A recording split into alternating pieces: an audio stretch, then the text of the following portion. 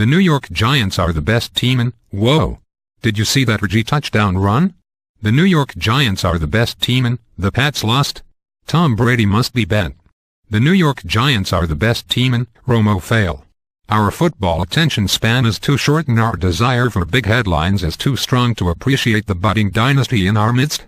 The Giants are only 4-2, but they are still the best team in football. And Sunday, in what was supposed to be a revenge game for the 49ers, the hitman from Jersey traveled west and proved again they deserve far more buzz than they get. The 26-3 drubbing was vintage Giants, efficient, decimating and borderline boring. That's the problem. We're also set on controversy and debate that the Giants don't move the needle even when they move mountains. What's the debate? Eli Manning is outstanding. The running game is overpowering. The receivers are reliable. The pass rush is fierce. The allegedly weak secondary picked off Alex Smith 3 times Sunday. And the coaching is unflappable. Yawn. The Falcons and Texans have looked terrific. But what have they really proven? Nothing.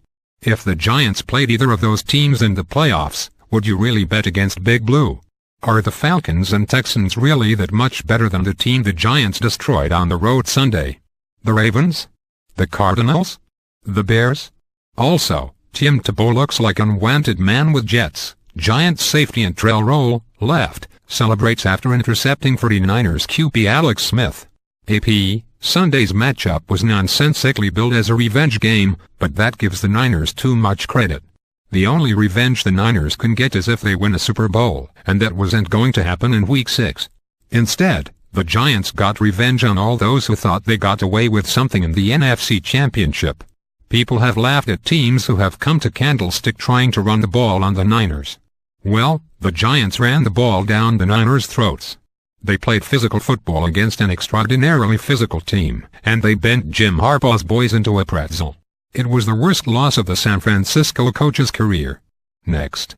Remember, the Giants' schedule is brutal, by design the toughest in football because they won the Super Bowl.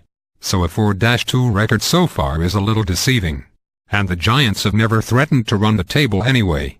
They just win playoff games and statement games, like they did Sunday. There is no lightning rod on this team. No Matinee Idol. No next big thing. No Gronk. There is no, is this guy a cancer? Is this guy a savior? Even Justin Tuck, with his multiple Super Bowl rings, just isn't as interesting as predecessors like Lawrence Taylor or Michael Strahan. Tom Coughlin isn't as quotable as Bill Parcells. Martellus Bennett isn't as New York as Mark Bavaro. The Giants are even in the shadow of the Giants. The only real debate is whether Eli's better than his brother, which he is. But everyone still talks about Peyton Manning because of his comeback and his commercials. That's fine. More likely than not, however, Peyton will be watching his brother in January just like the rest of us. Also, Drew Brees criticizes NFL's investigation of Saints bounty investigation. The funniest part is that the Giants play in the biggest media market in America and they are still taken for granted.